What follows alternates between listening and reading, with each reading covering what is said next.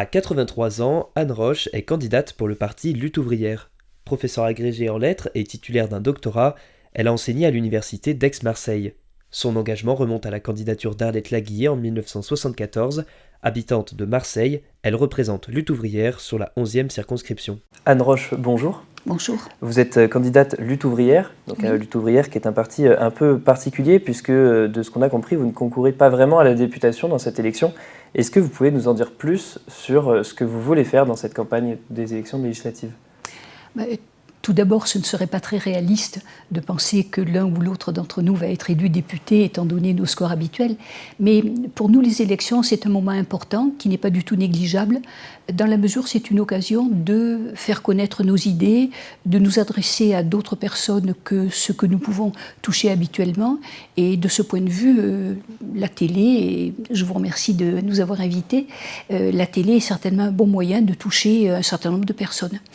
Mais au-delà du coup de cette volonté plutôt d'aller chercher les gens, de s'adresser à eux, vous n'avez donc aucune volonté électorale, vous ne cherchez pas du tout par exemple un siège à l'Assemblée qui par exemple pourrait vous permettre de présenter vos idées avec peut-être une audience un peu plus importante aussi ?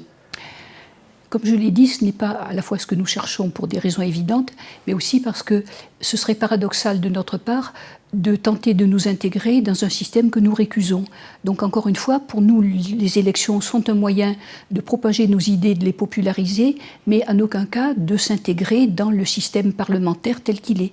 Il peut être utilisé, mais ce n'est pas notre projet. Alors du coup, justement, par rapport à ce système du coup, que vous dénoncez, l'union de la gauche qui a été faite autour de la France Insoumise, de Jean-Luc Mélenchon, vous n'avez pas accepté d'en faire partie. Est-ce que vous pouvez en dire plus au-delà de l'aspect du système que vous dénoncez ? Est-ce qu'il y a des divergences et quelles sont-elles ? Il me semble plus important de nous centrer sur ce que nous proposons nous. Et notre idée avant tout, c'est que la force essentielle de la société, ce sont les travailleurs, c'est-à-dire les aides-soignantes, les ouvriers, les traminots, les cheminots, enfin tous ceux qui font marcher véritablement la société.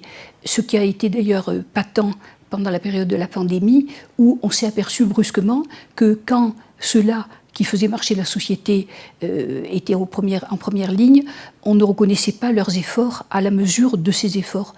Donc, si vous voulez, je dirais que la base de toutes nos idées, c'est que ce sont les travailleurs qui font marcher la société, ce sont eux qui ont la force et qui auraient la force de la diriger si on leur en donnait l'occasion. Et probablement, ils feraient peut-être moins de bêtises que les différents gouvernements qu'on a vus passer. Donc vous pensez que cette union de la gauche, notamment, et même la gauche de manière générale, ne défend pas suffisamment les travailleurs ? Je ne sais pas si c'est tellement important de parler de ça, mais je dirais que historiquement, on a bien vu que dans les années 70 et au-delà, les différentes tentatives d'union de la gauche qui ont fait naître de grands espoirs, y compris parmi les travailleurs, ont été déviés et n'ont pas répondu aux espoirs qu'elles avaient fait naître. Donc nous avons quelques raisons historiques d'être un petit peu méfiants par rapport à ce type de configuration, d'autant plus qu'il n'est pas certain qu'elle soit durable et qu'elle ne mène pas à une explosion. Mais encore une fois, ce n'est pas mon sujet.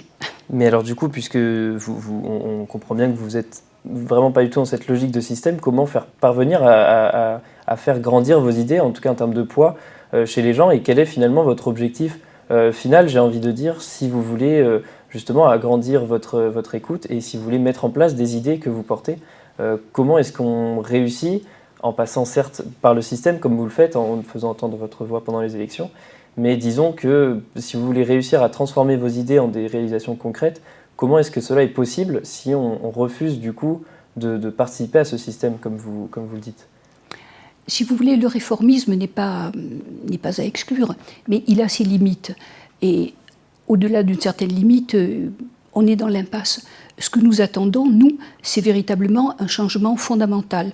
on peut l'appeler révolution. Oui, effectivement, nous disons communistes révolutionnaires, et ce que nous attendons, c'est la révolution. Maintenant, ne me demandez pas de prévoir une échéance ou de dire comment ça va se passer. Les révolutions, historiquement, elles sont souvent intervenues comme des surprises, même si elles avaient été préparées en amont par le dévouement et le militantisme d'un petit nombre. Mais à preuve de la révolution de 1917, qui pour nous reste un modèle. D'accord. Donc pour bien comprendre effectivement ce que vous portez, c'est donc une révolution en dehors du système, quelque chose qui partirait de la base, des travailleurs, mais que vous ne pouvez pas nous dire la forme qu'elle prendrait, ni quand elle arriverait effectivement. Je crois que ce ne serait pas du tout sérieux de vous dire aujourd'hui la forme que ça peut prendre. Nous-mêmes, nous aimerions bien le savoir, mais nous ne savons pas, et nous n'avons pas de boule de cristal, si vous voulez.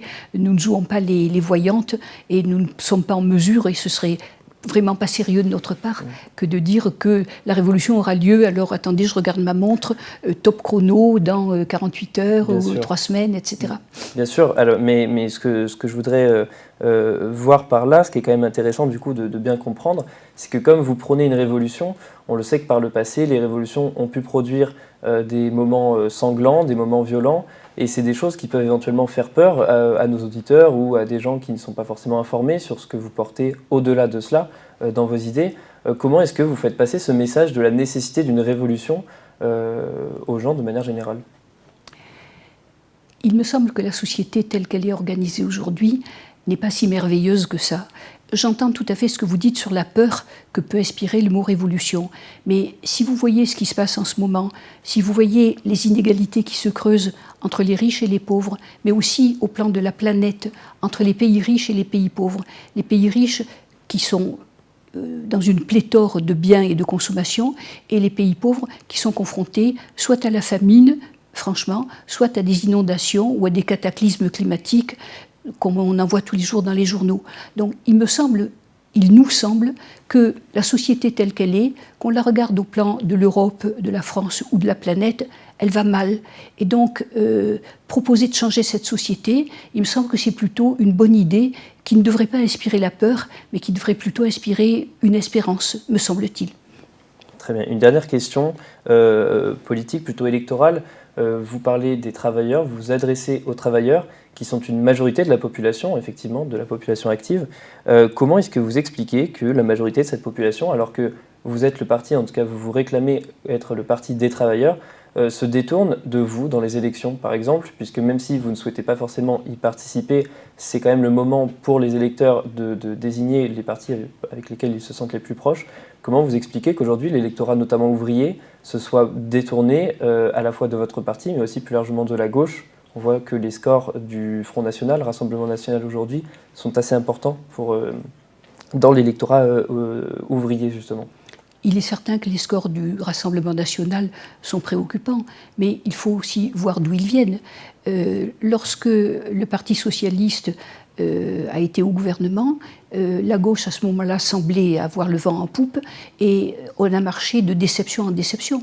Donc l'électorat ouvrier qui avait été prêt à voter pour Mitterrand et ensuite qui a peut-être voté pour Hollande, a été constamment déçu. Rappelez-vous, lorsque le président Hollande disait « mon ennemi, c'est la finance », et ça n'a pas été du tout suivi des faits, bien au contraire. La finance et la spéculation ont flambé sous sa présidence comme jamais auparavant. Donc on comprend que l'électorat ouvrier, enfin l'électorat des travailleurs en général, déçu par la gauche, se soit malheureusement tourné vers le Rassemblement national. Mais du coup, alors comment est-ce que vous expliquez qu'il y a eu ce déplacement vers la droite plutôt que vers du coup une gauche plus radicale que vous portiez? Est-ce qu'il y a eu une sorte de mélange entre en mettant la gauche dans un même sac et du coup en décidant de partir plutôt à droite? C'est ça que vous pensez, qui explique que du coup effectivement l'électorat ouvrier ne soit pas revenu vers vous? La gauche ayant déçu ce qui était son électorat naturel, cet électorat s'est tourné vers, disons, un parti, le Front National puis le Rassemblement National, qui tenait un discours démagogique qui pouvait séduire et donc tromper. Voilà.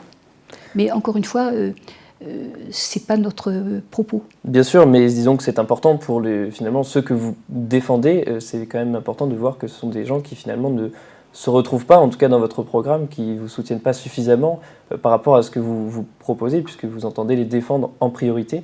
vous vous présentez comme le parti qui les défend. Et c'est vrai qu'on voit qu'aujourd'hui, cet électorat s'est dilué, on va dire, sur l'ensemble de l'échiquier politique. Je vous propose de passer aux mesures quand même que vous proposez. On ne va pas revenir sur tout votre programme. Pour cela, je renvoie nos auditeurs à la vidéo de présentation que nous avons faite du programme présidentiel de Nathalie Arthaud. Je voulais savoir comment est-ce que vous comptez financer toutes ces mesures dans la pratique. Comment est-ce qu'on réussit à mettre en place à la fois la redistribution, le SMIC à 2 000 € et les embauches massives dans les services publics, l'éducation, la santé? Bon, il faudrait une réponse détaillée, mais déjà ce que l'on peut dire, c'est que nous parlons en termes déjà de répartition des richesses. Il est certain qu'il y a de grandes fortunes qui sont des fortunes héritées, des fortunes fondées sur une exploitation qui a commencé au XIXe siècle avec la modernité industrielle et qui s'est perpétuée jusqu'au XXIe siècle qui est le nôtre. Donc déjà, il y aurait... Déjà, si le gouvernement cessait de subventionner ces grandes entreprises qui n'ont pas besoin de ça et faisait une répartition des impôts un peu plus équitable, une partie du financement des mesures en question serait largement assurée. Très bien. Et je voudrais enchaîner sur une autre thématique qui est importante dans votre programme, qui est l'ouverture des frontières. Aujourd'hui, comment est-ce que vous liez, finalement, on voit que dans votre programme, vous liez l'ensemble des travailleurs de la planète. Et est-ce que finalement cette idée d'ouverture des frontières à tous va dans ce sens? Bien sûr, nous sommes internationalistes. Internationalistes, ça veut dire quoi? Ça veut dire que les nations, telles qu'elles ont été constituées au XIXe siècle, et historiquement ça se comprend, nous paraissent aujourd'hui participer du cours meurtrier de l'histoire. Et donc, être internationaliste, ça veut dire justement abolir les frontières et accueillir entre autres les migrants, y compris les migrants qui viennent de Libye, qui viennent du Maghreb, qui viennent de Syrie, qui viennent d'Irak, et pas seulement les réfugiés qui viennent d'un pays européen. Très bien. Je vous propose de passer à notre dernière rubrique. Vous, député de la République, est un peu particulière, puisque comme vous le disiez, vous ne concourez pas à la députation. Alors, du coup, vous qui portez un programme révolutionnaire, on l'a bien vu, vous refusez de concourir au système, mais si vous aviez la possibilité de voter des lois, pensez-vous que le réformisme peut dans une certaine mesure fonctionner si on vous proposait, vous, député, de voter une loi qui va dans un sens qui est le vôtre? Voteriez-vous, même si la loi n'est pas assez radicale pour vous, les changements ne sont pas assez radicaux? J'ai dit tout à l'heure que le réformisme, jusqu'à un certain point, pouvait fonctionner. De toute façon, nous vivons tous dans une société qui est ce qu'elle est, et à moins de se condamner à une inaction totale, on est bien obligé parfois de mener des luttes qui sont des luttes partielles, qui ne sont pas des luttes radicales. Donc si par extraordinaire l'un d'entre nous était élu à la députation, je suppose, mais d'une part ça ne se produira pas, et d'autre part nous ne pensons pas qu'une loi quelle qu'elle soit, élaborée dans un système que nous rejetons, pourrait fonctionner de façon positive. Très bien. Une dernière question sur la démocratie. Le lien aujourd'hui entre dirigeants et population et le peuple se distend de plus en plus. Comment est-ce que vous, dans un système un nouveau système finalement, vous voudriez faire en sorte que effectivement représentants et représentés soient plus proches et soient plus en accord, afin que la démocratie vive d'une meilleure façon que ce qu'elle vit aujourd'hui, où elle est remise en cause notamment par l'abstention? L'abstention, justement, c'est un phénomène intéressant parce que ça indique qu'une majorité, enfin une forte proportion d'hommes et de femmes ne se reconnaissent plus dans ce système et ne voient d'autre solution que de voter avec les pieds, comme on dit, c'est-à-dire de ne même pas se présenter dans les bureaux de vote. Donc ça, je crois que c'est un phénomène qu'on ne soulignera jamais assez parce qu'il signe justement un certain discrédit de ce que vous avez appelé la démocratie. Mais il me semble que la réponse, elle est contenue dans ce que je disais au commencement, à savoir qu'il faut que les travailleurs prennent conscience de leurs forces et prennent conscience que ce sont eux qui peuvent diriger la société. Il ne s'agit pas d'imaginer une révolution sur le modèle de 1793, mais plutôt sur le modèle de 1871, même si c'est il y a bien longtemps. La révolution de 1871, il faudrait méditer là-dessus parce que justement elle avait proposé toute une série de mesures extrêmement radicales pour l'époque, y compris sur les droits des femmes, sur le vote, etc. Et il me semble que c'est un prototype dont on pourrait s'inspirer aujourd'hui et qui réglerait ces questions de représentativité ou non. Donc ce que vous promouvez, c'est plutôt un rapprochement entre représentants et représentés, finalement en cherchant à les confondre, plutôt qu'en essayant de retisser du lien par une autre façon. Vous voulez une prise de pouvoir par les travailleurs finalement dans la société. Oui, de même que si vous voulez dans les luttes dans les entreprises, il y a d'une part les actions syndicales, mais il y a également les assemblées générales qui sont une forme de démocratie directe où les travailleurs peuvent prendre la parole et peuvent prendre des initiatives avec ou sans ou contre les syndicats. Et voilà un élément de réponse par rapport à votre question. Très bien. Écoutez, Anne Roche, je vous remercie d'avoir répondu à nos questions. Merci à vous. Je vous remercie, chers téléspectateurs, d'avoir suivi cet entretien. Et je vous donne rendez-vous très vite pour de prochaines interviews des candidats des 11e et 14e circonscriptions des Bouches-du-Rhône. Je vous remercie encore et je vous souhaite une bonne journée. À très vite sur Anonymal. Merci à vous.